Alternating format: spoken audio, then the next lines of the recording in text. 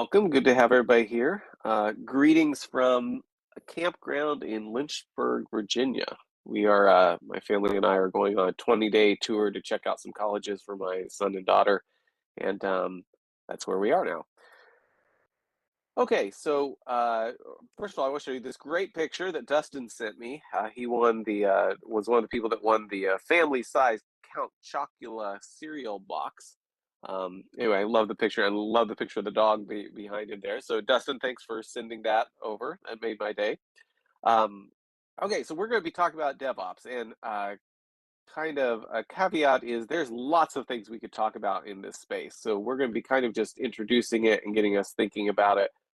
If it's of interest to you and you want to go in more depth, drop me an email, let me know. I'd love to find out what would be interesting. We can maybe do another talk on it later in more depth on some things. So what is DevOps is our talk. And first question here is, does your team use DevOps? Or some definition of the word DevOps? And I think it will have popped out for you, but let me make sure here.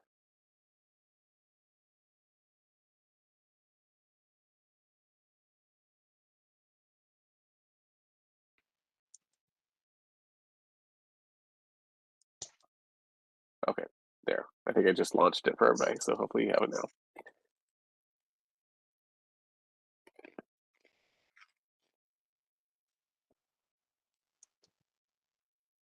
Okay, so get your answers in. Looks like most of us are in the camp of yes. 20% of us are like, I'm not really sure if we're using it or not. That's why I'm here. And 10% of us are saying no, we're not using it. So there's no right or wrong answer. Just kind of curious to see where people are coming from. And there's lots of definitions around DevOps, so we may find that some of this is a little more squishy than what it appears anyway. But that gives us an idea. Wasn't that many years ago that there would be a lot fewer people in the yes column, so that's kind of good to see. So let's talk about Dev and Ops, development and operations. So development is the process of development. It usually looks something like this. So we figure out what the users need, at least we should be, right? And then we should be writing the code for that. And then we should be testing the code. And that's usually at a very high level what's been included in the development side of things.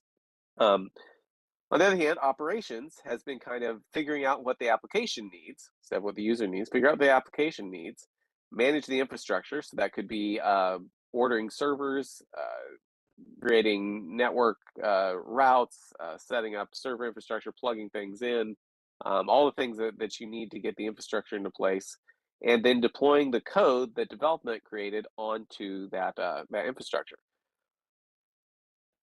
So for your team right now, who deploys your developers' code? Is it the developers? Is it operations? Who deploys the developers' code? And you should have the pop-up in WebEx. I'm going to throw the link here in the chat. I've noticed something recently that the chat used to have lots of people talking, and maybe people just got tired of talking, but I was curious if people aren't able to get to the chat anymore, because sometimes weird things like that happen. So I'd say if you can't get to the chat, let me know, but I guess there's not a way for you to let me know. If you can't get the chat for some reason, email me, let me know, because I'm kind of curious if that's the case. But anyway, the link is in the chat if you're not able to get to it from within WebEx. Okay, who deploys your developers' code? It looks like we're actually, the majority here is the developers. And it wasn't that many years ago that was not the case. You can see it, you're on, okay, so chat is working for some people. Automatic pipeline is 30%, operations is 24%. And I think probably 10, 15 years ago, it would have been mostly operations. And the 6% of it is just magic. It happens, we don't know exactly how, but it just happens. And that's that maybe that's a good place to be in. I'm not sure. There could be some good things about having a magic pipeline or magic deployment. Okay, so what does all this have to do with agility? Well, here is a picture. These are some very nice, very well-spaced, beautiful silos.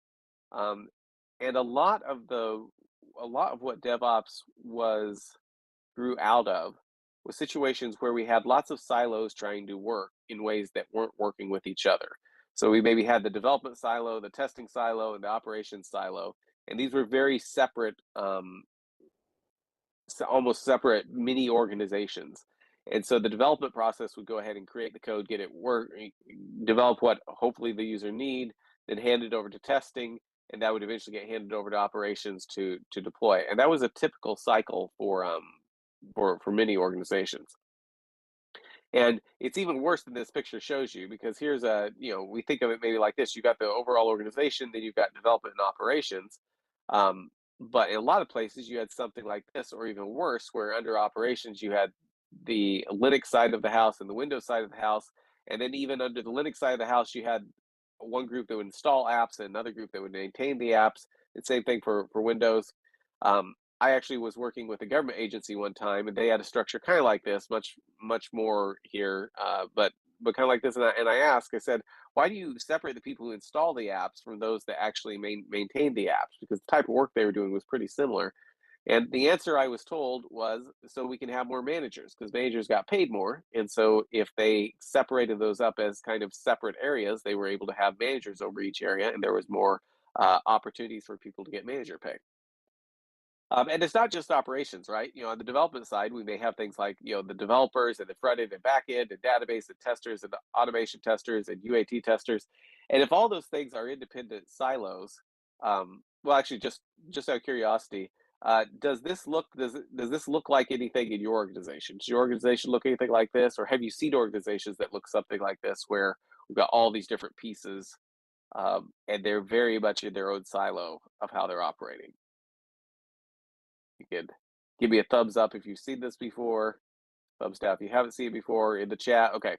Okay. Yeah. So this is not a foreign concept to most of you. It sounds like. So back to our question of what does this have to do with agility? Well, this does not enable agility. If these are all even separate departments almost, or very separate organizations, separate teams, that's not going to enable agility. You're not going to be able to work in uh, you're not going to be able to work in an agile way if that's what you're trying to deal with. So how many silos do you have to traverse to make a simple change? So if you want to make a simple change to the website, and it involves touching the front end, the back end, it has to be fully tested. Maybe it needs to be installed on Linux, and there's another piece that's installed on Windows. You may have to test a good percentage of these different teams just to get something deployed. And it's not necessarily that the organization itself is, yeah, that may be a little bit of a strong statement, but it's not necessarily that thinking about the different functions that your organization performs in these ways is bad. But if these things all are separate groups that have their own goals that they're trying to reach, and their own politics that are happening inside of them stuff, it's going to be very, very difficult to actually get something out and to deliver something that delights the customer. And I wanted to show you, just to make this very, very realistic here, or maybe not realistic, just to make a very big impression. Here is a video of somebody trying to escape an organizational silo. So a video of somebody escaping an organizational silo here. And so he's up here, he's going to escape the organizational silo. And this works better if you make it really big on your screen while watching it. So there's two silos there that he's trying to escape.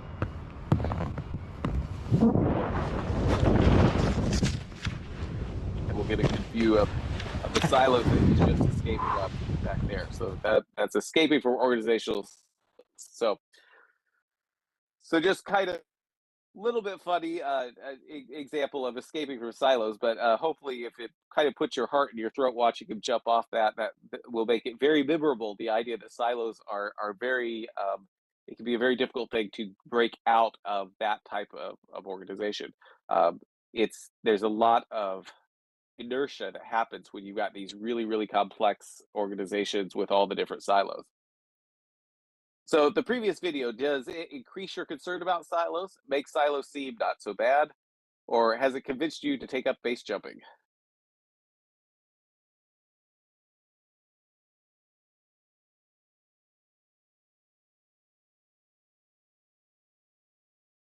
Okay, so some of you have are much more comfortable with heights than evidently I am. So, okay, so if it increased your concern about organizational silos, then I accomplished my goal with showing that.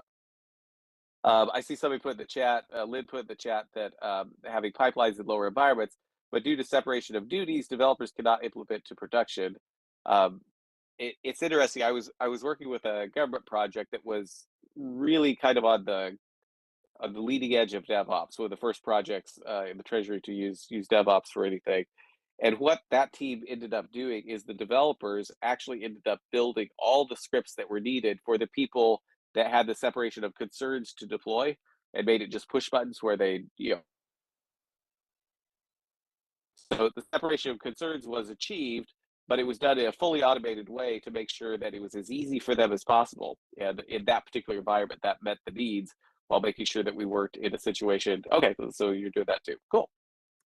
Okay, DevOps is combining everything in development and everything in operations that is necessary to deliver valuable software to the customer. So if we think in terms of, instead of having our organization design these silos of the different functionality of people that do similar things, DevOps should be pushing us toward combining all the things that are necessary to actually deliver something to the customer, which is very much an agile approach of saying, well, what does the customer need? How do we delight the customer? Having lots of silos that have to be traversed to do any simple thing is not going to delight the customer.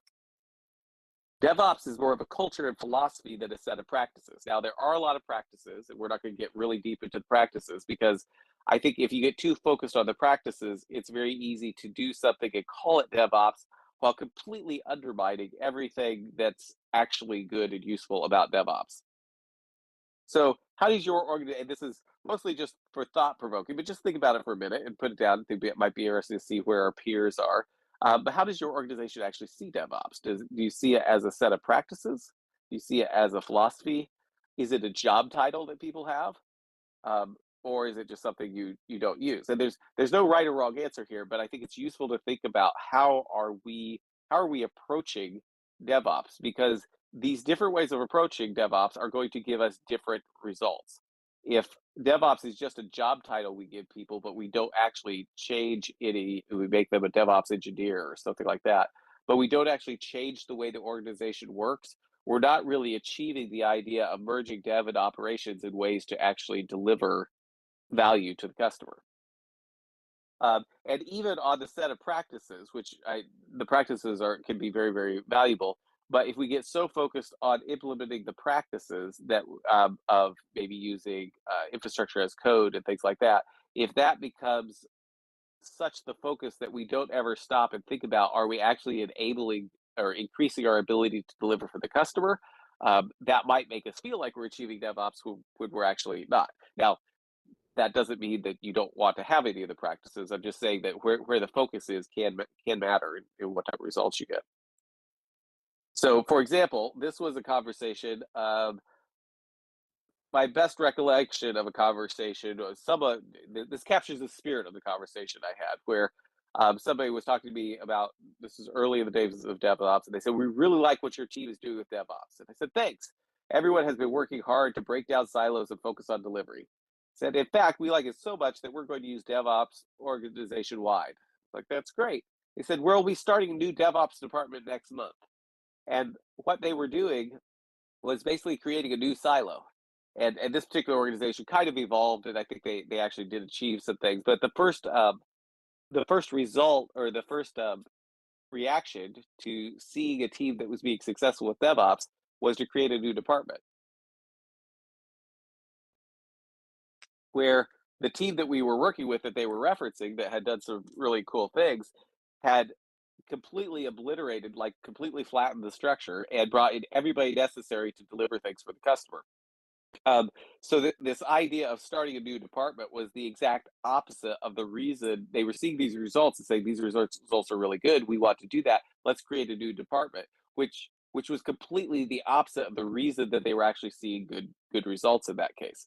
And this is a very common reaction to, well, in a lot of areas, I think you see, to you see a team that's doing well and has found ways to really deliver with agility, And the first result is to try to create a new silo that does some of those things rather than actually looking at why is this team functioning? What organizational barriers are they removing or finding ways to make work smoother that's letting them achieve good results? So let's talk about the elements of DevOps philosophy. Now, this does not include every element out there. These are just some of the ones that are very important that came to mind.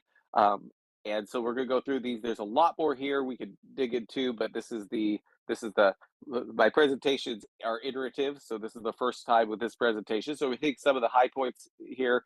Next time we'll probably add a little bit more to it. But these are some of the key pieces of a DevOps philosophy.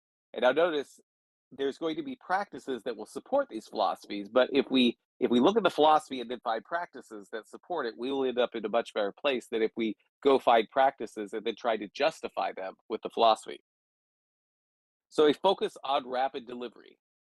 So rapid delivery means we are getting code that hopefully delights our customers into their hands rapidly, that we're not taking a really long time to do it.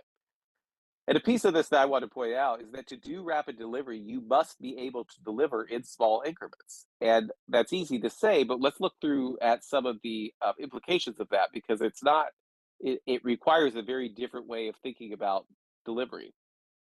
So if we've got our size of change on the up and down axis here, and then the frequency of deployment on the left to right, the bigger our change, the less often we can deploy, right? But the smaller our change, the more frequent we can deploy that because a big change is going to take longer to just to code up, right? If our change is going to be 5, 6, 7, 8,000 lines of code, that's going to be a bigger change. We can't deploy that as rapidly because we can't produce it as rapidly as we can if we're dealing with maybe 50 or 100 lines of code. We have to drive the size of changes down in order to produce more rapid deployment. But that brings up an interesting issue because if these boxes somewhat represent the size of what we're going to deliver, or the size of the amount of time spent on things. So we've got a certain amount of time here spent on deploying, a certain amount of time spent on testing, a certain amount of time spent on development. So in this case, most of our time is spent on development, and then we've got about a third of that spent on testing. And I mean, I'm just making these up. You may spend just as much time on testing, and then a section of time that's spent on deploying. If we try to drive down the size of our change and say that we're going to develop, we want to be able to deploy even just a few lines of code. Well, when it starts looking like this, something interesting happens because now very little of our time is spent on doing the development work, but most of our time is spent on testing and spent on deploying. So for just a few lines of code, we have a very large overhead or transaction cost of actually getting that into the customer's hands. And this is really important because if we miss this, um, we'll find we're not, and we're trying to get to smaller and smaller stories, smaller and smaller incremental development. We'll start becoming very, very inefficient, and we may not. It may not be immediately apparent why. So if you think of this, I've used this graph before, and let's say we've got some body of work we're delivering. It's a story or something like that, um, or group of stories. But there's a certain amount of value that provides to the customer, and there's a certain amount of time it takes to deliver it, and then that value hopefully will be delivered in time. So every unit of time we're earning that amount of value again. Um, so if we look at this and we're like, okay, we want to split this down into something smaller, so we're going to split this into two stories. So the first story has half the amount of value, it takes half the amount of time, and the second story provides half the amount of value and takes half the amount of time. Well, the nice thing about doing this is this green area here, if we can deploy that first story and get it into the customer's hands, that's great because then we can start earning the return on investment that shows up here in green.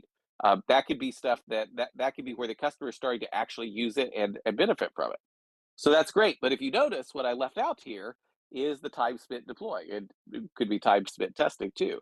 So if I graph that out here, and I've got the time spent creating the story, which is left to right, the blue square there, and then we're going to spend the time deploying it, and that's represented by the red. Well, now if I split it down, that deployment time is probably going to be the same amount of time, whether the story is short or long. So now if I decide I'm going to split this, I end up with something like this. So now I deploy that small incremental story, or I create that small incremental story. I deploy it in the red box, and then I move on to the next one, but it takes me longer to get into the customer's hands because of that deployment.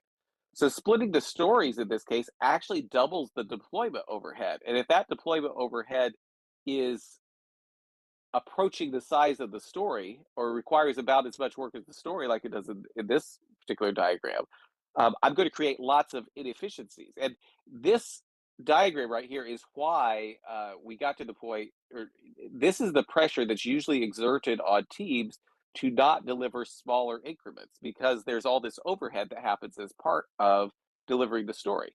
So if we're going to do small incremental delivery, which we just said was rapid delivery, which we said was one of the philosophies of DevOps, we're going to have to find some way to actually bring that transaction cost down lower. And we'll look at that in just a second.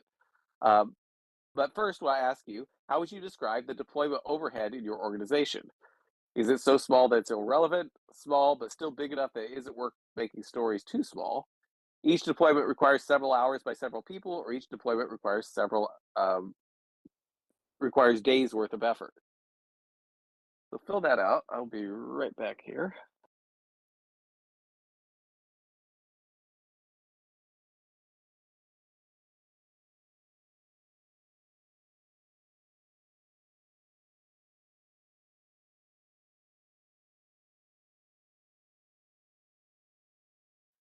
Sorry, I picked up a cold and looking at it, I think I actually managed to pause correct or turn my mic off correctly while blowing my nose.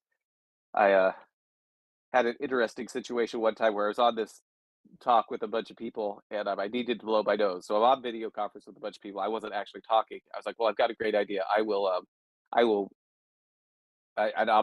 on mute, so I wasn't. They could hear me. We were in this big meeting. Everybody could see each other. I was like, I'll just turn my video off, blow my nose, turn my video back on again. It'll be really fast. It'll look like it just flipped out. No one will notice or anything. So I had this cunning plan of what I was going to do. So I did just that. I turned my video off, blew my nose, went to click again to turn the video back on, and realized that instead of clicking the I had I had unmuted myself. So for everybody else at the meeting, what they saw, Mark's there talking, he unmutes, blows his nose loudly, and then goes back on mute again right afterwards. So anyway, not related to this at all, but reminded me of that. Yes, I've had lots of fun, exciting things happen with a video conference and remote work.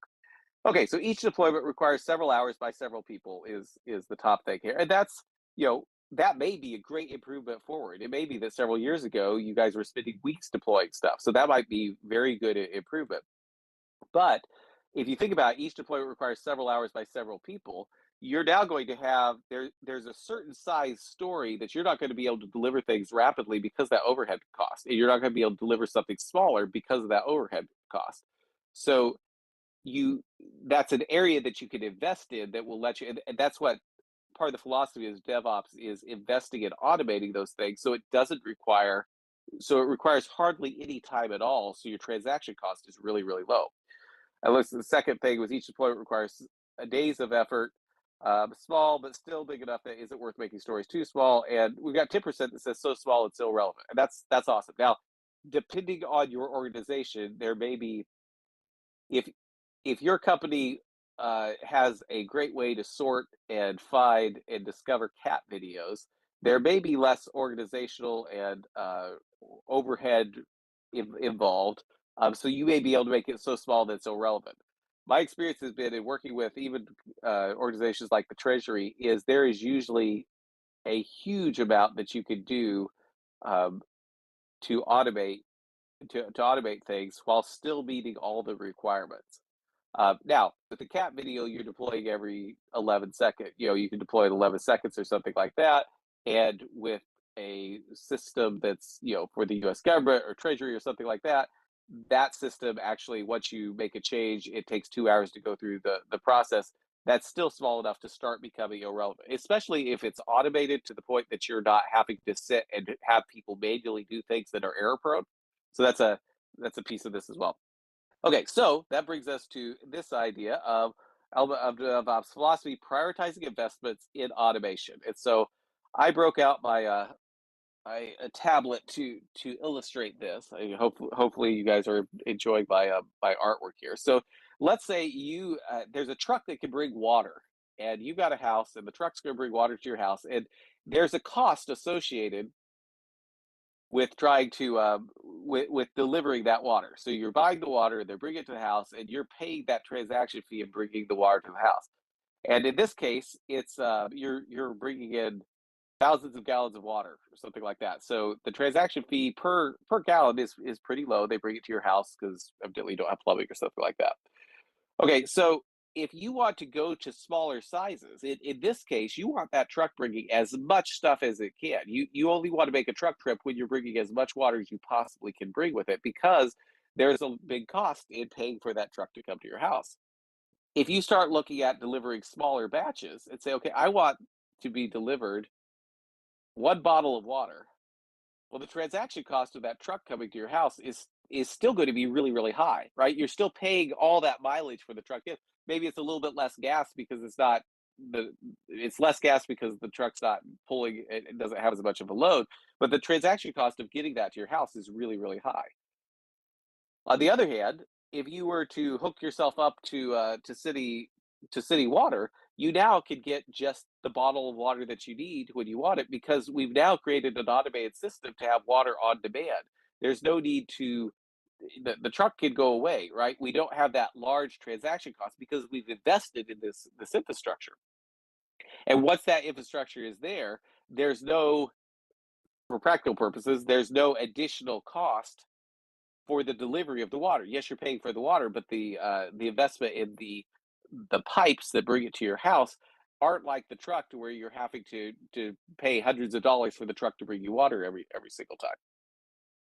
So this is a way to think about the way you're delivering stuff, and this is a big piece of what DevOps is meant to help address, is the fact that if we've got a big truck doing your delivery, you want to find some way to automate that to bring that transaction cost down, so it's very easy to deliver small batches through for the customer.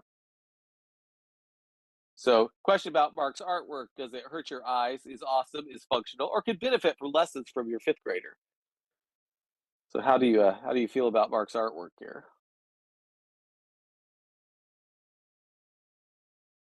And you're not going to hurt my feelings. If you got a talented fifth grader, I'd love to meet them and take some art lessons from them and stuff. Okay, got 8% hurts your eyes. Okay, good. I'm glad to know that I've at least hit that. The putting that option on the poll was not in vain. Okay, so most of you either really like the artwork or you're just being nice, one way or another. But anyway, hopefully that helps illustrate the idea, though, that the transaction costs matter, and DevOps is the practices in DevOps are meant to drive that transaction cost down. And this is where it becomes really important, because if your organization is focused on DevOps practices, infrastructure as code, automated deployment, CI/CD, and all those types of things, but you're not actually getting the transaction costs down, you're not getting the benefits of DevOps. And too often, what happens is, if the focus is too much on the practices or spinning up other departments to provide DevOps, it's easy sometimes to provide some automation, but then shift that load or the cost of the transaction cost to just a different area. So if your team is implementing DevOps, or you're looking at implementing it, ask yourself, are you actually focusing on automation in ways that bring the deployment transaction costs down? Because if you're just shifting the transaction costs somewhere else, you're not actually achieving what you need to. And that's why the idea of DevOps being a philosophy, I think, is important to keep in mind, because if we just implement practices but don't actually achieve the results of being able to deliver quickly for the customer, we're not actually doing the right thing. And in large organizations, that is really, really easy to do, because you pull one lever over here, and it's like, oh, to pull this lever, the best way to do it is like this, and then you create all these other problems. Um, DevOps really should be more about working together to make sure that you're actually achieving the goal. Okay, next element of DevOps philosophy: collaboration. So in a lot of situations, in a lot of organizations, you have something like this. Now, these where you've got people doing different things. So you may have somebody that works out the requirements and then passes them on to a developer, and the developer passes it on to a tester, and tester goes to it, and then it gets deployed or something like that. But anyway, you've got these stages where we're passing stuff through from one person to the other. Um, DevOps looking at and these may be people in different silos in different departments. But DevOps says we should be the philosophy behind DevOps should be that we can make this work better by trying to get these people to collaborate more. So instead of having these handoffs like that, we've actually got people where they're working together to actually achieve whatever it is their whatever the goal is. And things that help enable this that you'll find are things like cross-functional teams. So, for example, instead of having a database department, maybe you have somebody from that can work on the database that's actually embedded in working with your team. I was working on one project, and they decided they couldn't actually justify having a full DBA on the team, but they needed this, and so what they did is they had a DBA that would come and sit with the team from 8 o'clock till noon every day. So he was embedded in the team. It was a fractional, but he was actually physically there with the team. Now, if there wasn't anything that they needed, he could work on other projects and stuff, but he was right there to answer any questions as they came up, and to be involved with the team. And that in that particular case, that worked out really, really well because we were taking this thing that would have normally been we're going to email him and then he'd get to it and then get back to us and have him physically there for that period of time. And the team was doing lots of stuff with the database, but he had the expertise, so the team could do things and say, okay, when Chris gets here tomorrow, we'll go ahead and make sure this is the right way to do it and get his feedback before we do this next thing. So even though he wasn't, even though the team wasn't cross-functionally being fully dedicated, he was there and was present, and that made a huge difference for that team. Pair programming is another way of getting really, really good collaboration. It's amazing how much value I, pair programming is interesting because I get the idea of how uncomfortable it is because it's very scary to sit with someone else and let them watch you even just type at all, much less doing programming. Um, but it's one of those things that gives a huge amount of value because there's a huge set of things that I know, and there's a huge set of things that the person I'm pairing with know, and there's a lot of area that doesn't overlap. So between the two of us, we can often go much, much faster than any one of us can do. And there's also another thing I find with pair programming is if there's two of us working on something, and I hit a block. If I'm working on something on my own and I hit a block and I can't figure it out, I may spend way too much time trying to prove that I can do it because I'm a smart person and I know I can do this. Way more time than I should when I should give up and go ask somebody else for help. With two of us, if my expertise can't figure it out and their expertise can't figure it out, and we're working on this together, we're much more likely to give up because I've got the social proof now that it's not just me. This is a hard problem because the intelligent person I'm sitting next to is struggling with it as well. And so it's a lot easier to say, okay, we need to go get help or find another way to do this instead of just plowing on, trying to plow through something for several days that maybe later on find out just happens to be completely impossible. So that aspect of two people together, us being able to figure out more things on our own and being faster to give up when we actually need to get help or take a different approach can be huge. But the pair programming, that collaboration of working in real time with each other is an important part of DevOps. Mob programming, similar, except for with more people involved. It's been interesting seeing teams with mob programming where you have somebody representing the GUI and the way that things should look, and you've got the people doing the back end, and it's all just working together. And um, the amount of energy and how quickly you can get to developing things in that situation is very surprising if you've never actually experienced a mature team programming like that before. Then also the daily stand up. So this is another area of collaboration. I was working with a group. This was with the Treasury, and the people that were in charge of the operation stuff were not as embedded in the team as we wanted to be, but that's what we had to work with. But we did talk them into we did convince them to join our daily stand up. As a matter of fact, I think they were required to join our daily stand up until the project went live. And so the project went live, and several years later, I was cycling back through some things and got back in contact with this one of the individuals that was on the operations team, And I had found out that he was still coming to the daily stand-ups every day, and I said, "Hey, I just want to let you know, thank you for doing that. It means a lot to the team that even though you don't have to, you're not required to be there now. That you're there as part of this because it's really helped them a lot." And he said, "Oh, I would not miss that daily stand-up meeting with this team." He said because that is the most productive 15 20 minutes of my day because we've got everybody there that needs to be there to make a decision, and we can get things done. And that was really telling to me because we had I don't think he would have necessarily chosen to be part of that 15 minute. He would have been like, send me an email. That's kind of the culture that was at, maybe not him personally, but that was kind of the culture that was at this organization. But once he experienced it, he was like, this is the most productive 15 minutes of my day because of the collaboration that was going on. And that team was really pushing forward, was doing a lot of things with DevOps that was way ahead of the rest of the organization. And but just that little thing of having that interaction point every day was something that he noticed as being very, very different. That interaction point where everybody was online working with it was very different than what he was experiencing elsewhere. Okay, so collaboration on your team, how would you describe it? Is it very dysfunctional? It's okay, but getting better? It's ideal? Or COVID set us back significantly?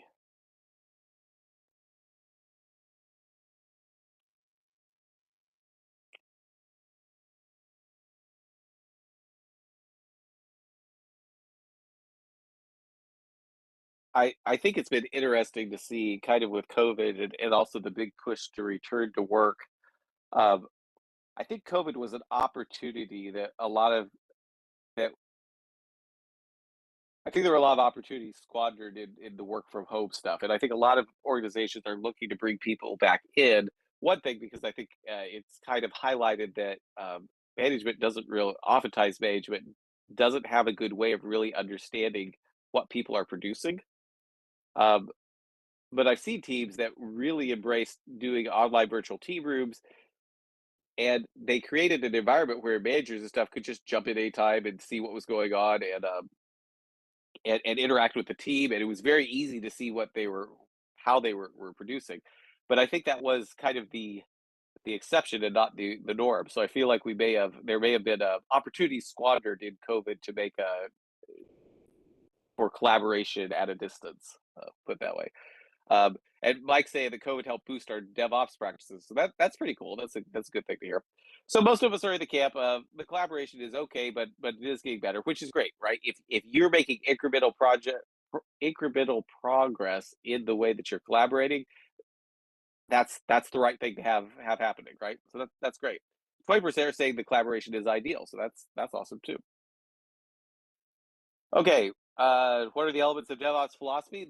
The last one I think we're gonna look at here is security. So, question for you: when does security get involved in a story? In your situation, when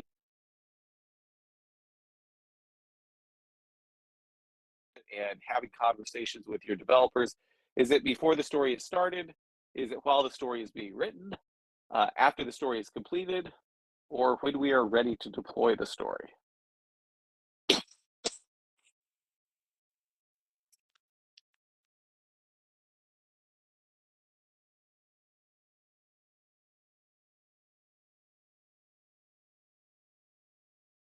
It looks like about half of us are the camp of while the story is being written, which is I to me, I think that on a lot of the projects I worked on 10 so years ago, that wasn't the case. It was happening well after the fact. Um, most, as a matter of fact, most of it was happening down in the when we're ready to deploy the story. Oh, that should be ready instead of read. Um, so most of us are doing it while the story is being written. This team I've been talking about that started off doing DevOps. What they did that was pretty interesting is there was a chief security officer that had to sign off on everything that went into production.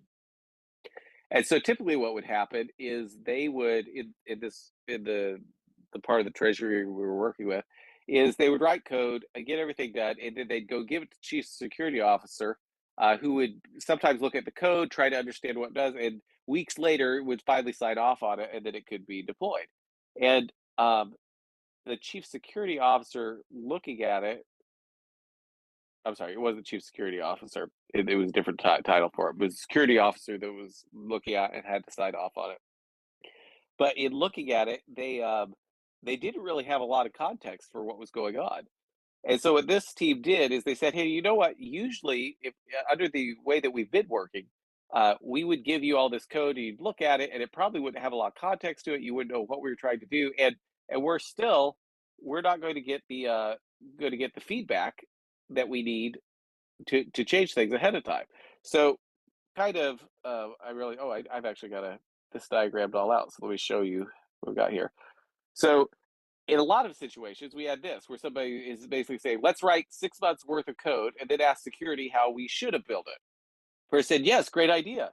Then we can have a panic and spend weeks mangling our code to meet their requirements. Okay, so no one actually has ever probably said that out loud, but this is how a lot of organizations tended to work. Is the idea of you do all this stuff and then you get security's input. It sounds like for most of us that's not the case anymore. So, but what about this? Let's invite security to our daily face-to-face meeting and get their input on stories before we start them. And so this team I was talking about, that's what they did. And the security person would come, and when somebody said, "Hey, we've got this new story we're going to pick up," he could look at it and say, "Okay, it looks like you're actually going to introduce a new role to a new security role in here. To do that, that's going to trigger these other things, which doesn't mean we shouldn't do it, but just is that really what we want to do? Just make sure you know you're going to have these other barriers to jump through." And then there'd be a conversation, and the people representing the user who were there on the daily stand up as well might say, you know what, if it's going to take a lot longer, let's put this one on the backlog and we'll do these other things first, because if it's we thought this would be something we could get out a few days, it sounds like it'll be a few weeks, so the priority goes down. Or there may be conversation says, oh, you know what, we said this was going to require a different role, but now looking at it, as we've thought about it more, it doesn't. So we could change that requirement and make it easier to go through it. Security officer would be like, okay, yeah, that's great. So what would happen is those conversations would occur before we even started working on the code, and it helped provide feedback of what we should work on next in order to give the customer the next best thing that they needed, um, and really be driven by the value that it was providing to them, and how delivering the most valuable thing that we could deliver in the least amount of time. So when it got to the point that we were then ready to deploy, the security officer would just go in and type, "I approve this" in Jira, which is what we happen to be using, because he had the full context of all the conversations that happened every day up to that point. There were no surprises. He understood what was there. He could go in. He was, if he was looking at the code, he could see it as it was being developed, and it really, that collaboration around the security gave this team an advantage where other teams were getting really bogged down in all the security review process. And since it was slowing them down so much, they didn't want to deliver smaller increments. So they were delivering larger and larger increments because it would take so long to get anything through, that they didn't want that holding anything up. So that collaboration around bringing security into the process and making it part of the development process instead of this separate silo or gate that happened at the end was very key. So those are the some of the big kind of philosophical approaches to DevOps. There's lots of different tools and stuff and practices that happen as part of these, which we didn't really get into today. If those are interesting to anyone, we could talk about here a little bit at the end, or let me know, and I'd be happy to try to do another talk with more of that. But here's my little diagram. So we've got development and operations, and DevOps says, hey, if we put these two things together, we could then come up with DevOps. So that covers what I was wanting to cover with this talk, of just kind of an introduction of what DevOps is. I left some time at the end, so if you've got any questions or thoughts, I would love to hear them. I'm going to stop the streaming and or the streaming that's going out to YouTube.